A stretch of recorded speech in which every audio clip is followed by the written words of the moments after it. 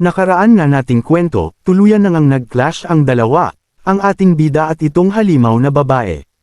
Kaso kahit anong gawin natin ay nangingibabaw pa rin talaga ang lakas ng halimaw na babae. Sa sobrang lakas nga talaga nito pati ang sandata ng ating bida ay di na kinayanan at nabasag. Kahit na nakabalik nga ang ating bida sa kasalukuyan at nakahanap ng vessel sa kaluluwa nito, sobra hina pa rin nga nito dahil ang sinaniban ay mababa pa ang kakayanan nito. Kahit na ganoon ang kalamangan ng gawat nila ng lakas, mukhang may plano pa rin ang ating bida, na kahit kinagat na nga ito sa leeg nakangiti pa ito. At doon na nga nating nalaman na, ito palang halimaw na ito servant ito ng ating bida na kilala nito base sa dugo na kanyang nasipsip. At dito nga din nito nakuha ang panibago equipment ng ating bida na tiyak na pakipakinabang sa kanyang paglakas.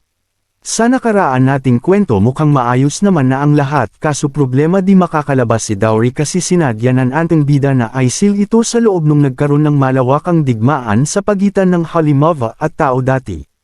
Na ang tanging susi lang ay ang kanyang espada, ngunit nasa mga hunter ito na nakalaban nito bago ito pumanaw. At napagpasyahan nitong bumalik muna sa labas ng dungeon para mahanap ito. At sa paglabas nito ay maraming nangyaring kinaharapan nito. Isa pa dito ang panibagong patay gutom na leader din pala ng raid leader na gustong pumatay sa ating bida, na dahil sa pagsagot ng ating bida ay natuluyang nap-icon na nga ito. Kaso napigilan naman ito ng kanilang president, na nangangalang Stoker. Siyempre na may masama din balaka ito sa ating bida na ipapatay ito. Napanakita din ang panibagon character sa kwento na ito ay isang game master ng Hunter Association. At nagkaroon sila ng kaunting pag-uusap.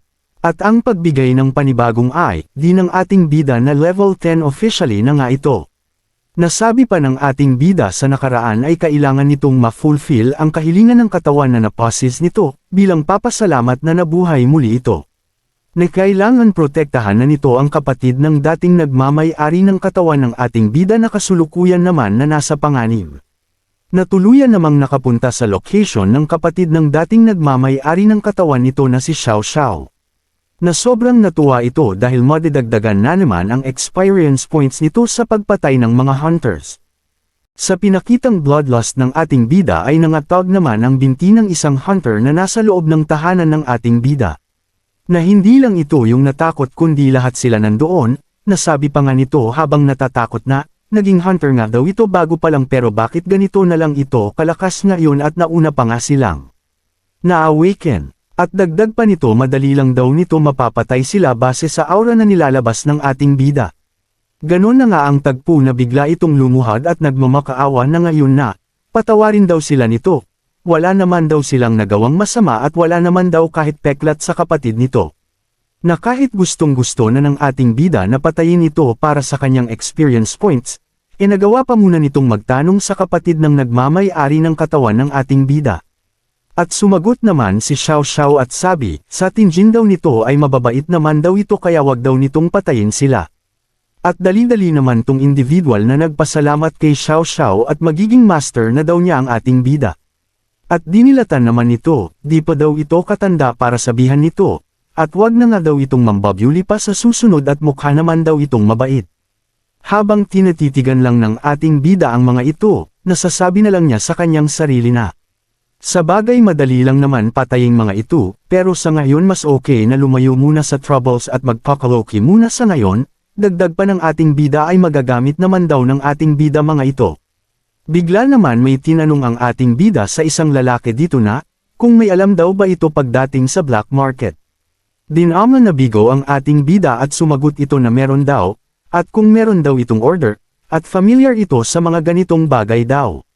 At pagkatapos sabihin ng individual na ito bigla naman nilabas ng ating bida ang mga iba't ibang items sa inventory nito at gulat naman ang lalaking ito.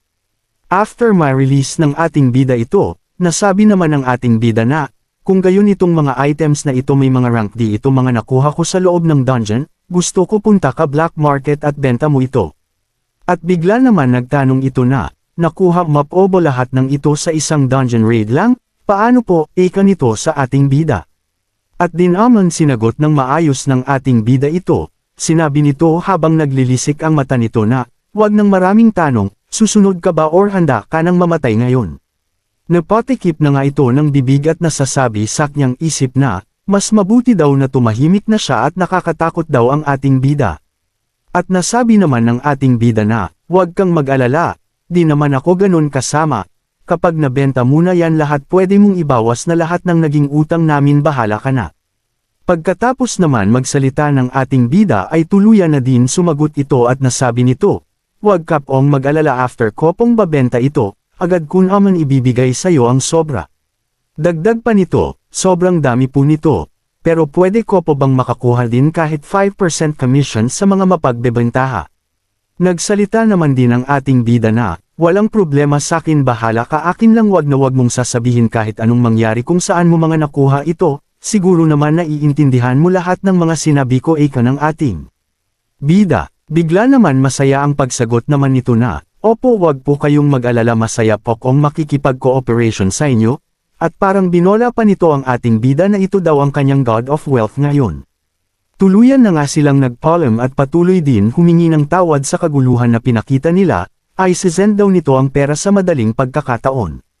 Pinakita naman ang pagmumuko ni Xiao Xiao na tila kanina pa nagpipigil ng luha.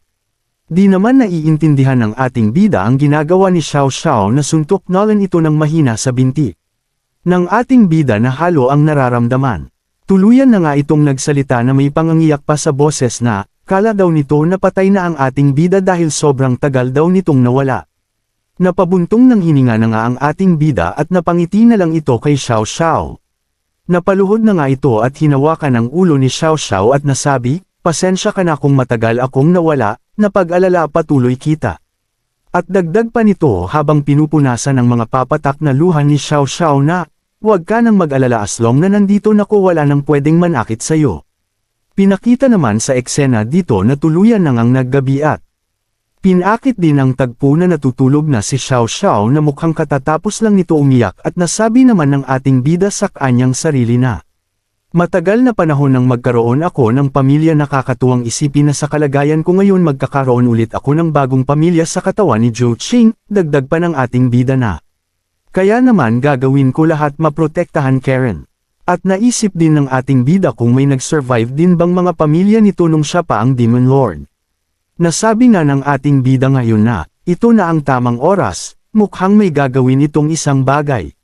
Muli na ngang nag-transform ito sa kasuotan na binigay ni Dowry sa kanya mukhang may aasikasuhin ito ng isang bagay. At nagsuot naman na din ito ng mask habang sinasambit nito kailangan na doon itong gawin kung ano ang nakaplano. Pinakita naman ang isa parke na walang katao-tao doon kundi ang ating bida lang na nakatitig ito sa fountain. At nasabi naman ng ating bida ito na daw ang place na yon. Walang ano-ano ay nag-activate na nga ito ng panibagong gate, na mapapansin natin na madali lang nagagawa ng ating bida ito. At palaki ng palaki na nga ang gate at nasasabi ng ating bida na, itong gagawin daw nitong dungeon gate ay marami daw mga hunters na gugustuhin ay challenge ito. Nasabi pa nga nito ang dungeon daw na gagawin nito ang mga halimaw din daw dito ay hindi basta-basta kasi magagawa din daw nilang mag-level kapag nakapatay ito ng mga hunters, at the same time pati daw siya magkakaroon ng points. At wag daw siyang sisihin sa mga hunters na magbabalak na pumasok dito dahil, ang mahalaga lang daw sa mga hunters ay pera at mga gaaman daw ang mga tao. Tuluyan na nga itong nag-create ng dungeon at nilagyan nito ng restriction na level 5 to level 20 lang daw ang pwedeng makapasok dito, at 20 na tao lang daw ang pwede sa loob, at nilagyan pa nito ng 1 revival chance sa settings. At pinangalanan na nga nito na, Hidden Dungeon The Monk King's Castle. Mukhang nakapansin na sa dungeon na ginagawa ng ating bida dahil may isang sasakyan ang makikita natin dito. At nasabi ng ating bida na, lahat magrurush pa daw sa pagpunta dito dahil malapit lang ito sa Hunter Association, at kailga na nga daw nitong magmadali at magluluto pa daw ito ng breakfast ni Xiao Xiao, habang pinakita na sa kanyang likuran ang sasakyan na tila napansin ito. Nag-umaga na nga at tuluyan na din pinakita ang tinutuluyan ng ating bida at ni Xiao Xiao. Pinakita naman na ang tagpo na katatapos na nitong magluto ng almusal. At nasabi pa ng ating bida na, gising ka na pala Tere kain na tayo. Tinitigan naman ni Xiao Xiao ang kuya nito na may pagtataka. Kaya naman biglang napatingin sa niluto si Xiao Xiao ng kanyang kuya at bigla nga nitong tinawag ang ating bida. Kaya pala nito tinawag ang ating bida, pansinin naman natin ang mga niluto nito. At nasabi ni Xiao Xiao, ano to kuya, nasasabi mong pagkain ito, gusto mo ba kong mamamatay? Sinubukan naman itong magpalusot na, simula daw itong naging hunters, mukhang nakalimot na daw itong paano magluto, mukhang naging ibang tao na daw ito. Bigla naman bumukas ang pinto at dumating na nga yung nautusan nito para magbenta ng mga items nito sa back market. At nasabi na nga nito na may kasiyahan na, boss na pagbili ko na po ang lahat. Dito na po ako para i-deliver ang pera po ninyo. Gulat nga si Xiao Xiao sa narinig nito at napatingin na lang sa ating bida, kaso ang ating bida ay wala lang dito ang mga narinig nito. Masaya naman sinabi ng individual na ito na, hawak na daw niya ang card na naglalaman ng 2 million at ang password daw nito ay, Zhou Qing ang pinakagwapo sa lahat. Kaya naman pala ganun ang reaksyon ng dalawa. Wala lang naman sa ating bida ang mga nangyayari at nasabi ni Xiao Xiao na tuwang-tuwa pa na, kuya mayaman na tayo. At nagsalita pa nga si Xiao Xiao, kuya di ka ba masaya at ang hawak mong pera malaki na yan, at may kakayahan na daw itong mabuhay sila ng maayos. Kaso nabilang naman ito ng tingin sa individual na ito at nasabi na nito na, marami pa kong gagawin at kailangan ko pang magpunta sa dungeon raid ngayon, kaya naman habang wala ako dito, ikaw na bahala muna kay Xiao Xiao. Tuwang-tuwa naman itong tinanggap ang sinabi ng ating bida at nasabi pa nito, wag po kayong bahala boss, ako na po bahala ngayon, isa na din akong Zhou family. Kay bigla naman itong humawak sa kanyang balikat na sambit na lang, ganun ba kaya naman ngayon tulungan mo muna siyang maghanda ng breakfast niya at aalis na ako ngayon, at nakahanap na nga ito ng pantikip sa butas sa kapalpakan nito sa pagluluto. Niyakap naman siya ni Xiao Xiao, wag na nga daw itong umalis pa. At sinabi naman ng ating bida na, Xiao Xiao, huwag kang mag-alala, okay? Ngayon kailangan mong sumunod kay kuya at may gagawin akong importante. At may lungkot naman na sumagot si Xiao Xiao na, opo kung gayon mag-iingat ka kuya, bumalik ka agad ng maayos. Nasabi naman ng ating bida na, syempre ako pa ba, kailan ba ako nagsinungaling sa'yo diba, na may pagkatuwa sa kanyang pagmumuka. Tuluyan na ngang nagpaalam ang ating bida at napalakas naman ang loob ni Xiao Xiao, nasabi na lang din ito wag daw mag-alala ang ating bida, magiging mabait daw ito, at nasabi naman ng ating bida na, ko na bahala dyan, yes boss, mag-iingat ka, eka naman ito. Tuwang-tuwa naman ang ating bida habang palabas sa bahay nila na, marami na naman daw itong makukuhanan ng mga points ngayon at mga items. Pinakita na nga ang Hunter Association sa eksenang ito. At sa east side ng association lobby nandun naman ang ating bida na mukhang nag-iisip ng malalim at mapapansin natin may mga hunters na din sa palagid. At nasasabi naman ng ating bida na, Daiko inasahan ta ang The Great Demon Lord Ede sa lamag kakaroon ng failure sa isang bagay. Pinakita naman ang nakakatawang reaksyon nito habang hinampas nito ang table, at kaya pal ginawa ito ng ating bida dahil, wala daw kahit isa man lang ang gustong maging party nito. Mukha ba daw wala siyang kakayahan na maging kasama sa loob ng dungeon, at pinakita naman ang eksena na lumalapit ito sa ibang hunters para maging party nila, kaso, tinanggihan nila ito, level 10 lang daw ito at masyadong mahina at pabigat nga lang daw ito sa kanila, kaya makikita natin na pip icon na ang bida natin. May isa naman itong nilapitan at okay naman daw sa kanila na mag-accept kahit level 10, kaso, ang kailangan nila magician at healer at ang bida nga natin kung matatandaan natin ay warrior class ito. At may nagsalita naman sa tabi at tinawag nito ang nakausap ng ating bida, sinabi, leader itong babaeng ito level 10 warrior, mukhang nagbago ang ihip ng hangin kasi ang ating bida ay dinatanggap pero yung babaeng warrior yung kinuha nila.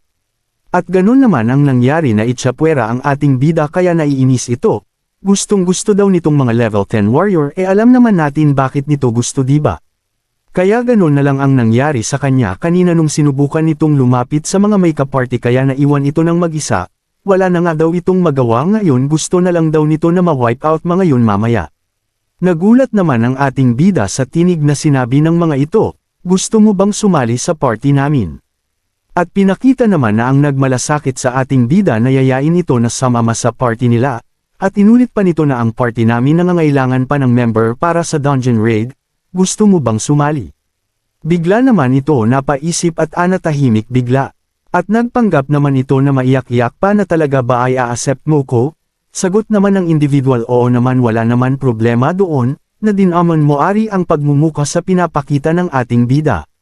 Nasabi na nga nito na kaya tara na. At pinakita naman ang dalawang patay gutom na nag-uusap na sinabi, buti na arranged mo ang lahat. At sagot naman ito na, syempre ako pa ba ngayon wala nang takas sa atin itong batang ito, nakakagawan pala ng mga patay gutom na ito. Habang pinagmamasdan nila ang ating bida nasabi pa ni Stoker president ng guild, kapag nagkaroon ng pagkakataon wag kayong magdalawang isip na tirisin yang insektong yan. Dagdag pa sa pag-uusap nila ang dungeon daw na yun pwede naman mabuhay muli kaso isang beses lang daw, pero duda nga daw sila kung may ganong equipment ang ating bida, pag nangyari yun, at nasabi pa nga na wala naman daw dapat ipag-alala. Sa pinadala nilang mga hunters at mga alam na daw nila ang dapat gawin at matagal na silang na-train sa mga bagay na ganito. Pinakita na nga ang tagpo sa saksakyan at papunta na nga sila sa dungeon.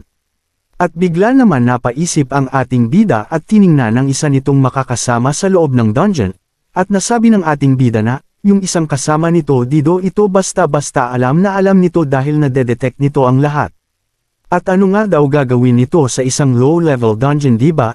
Nakakahinala daw at halatadong spy daw ito.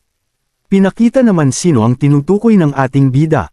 At damako naman ang eksena sa pagtigil ng sinasakyan nila dahil narating nan Ayla ang location ng gagawing dungeon raid.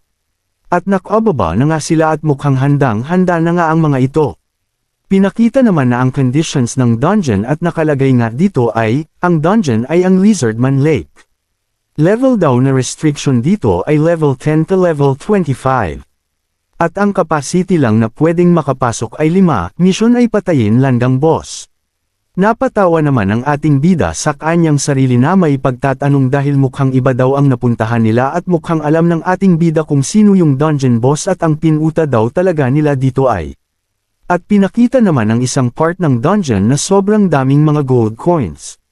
Pinakita din ng isang nilalang na tila ito nga yung dapat nilang matalo sa loob. Abangan, tuluyan na ngang nakapasok sa loob ng dungeon ang ating bida at mapapansin natin nagmamasid-masid ito tila alerto nga at may hinahanap ito. At may mga halimaw naman na kanina pang nagmamasid sa kanila na naghahanap din ng timing para maambush sila. Bigla namang sa eksena ito na may umatake sa kanilang halimaw ngunit ginawa nga ulit nito ay tumakbo at inwan sila at takang-taka naman ang mga kaparty nito. Kaya naman kung nagustuhan mo ang kwento maaari kang mag-like at mag-comments at palambing na din ng subscribe at dapat naka-bell all, para updated ka sa mga susunod pa nating uploads. Muli maraming salamat sa suportang tunay.